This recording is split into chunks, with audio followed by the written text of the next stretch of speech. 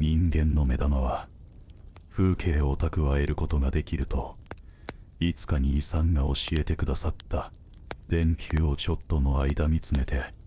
それから目をつぶってもまぶたの裏にありありと電球が見えるだろう。それが証拠だ。私はあの雪の夜にふとこの物語を思い出し、私の目の底にも美しい雪景色を映しておいてお家へ帰り、お姉さん、私の目の中を覗いてごらん。お腹の赤ちゃんがきれいになってよ、と言おうと思ったのです。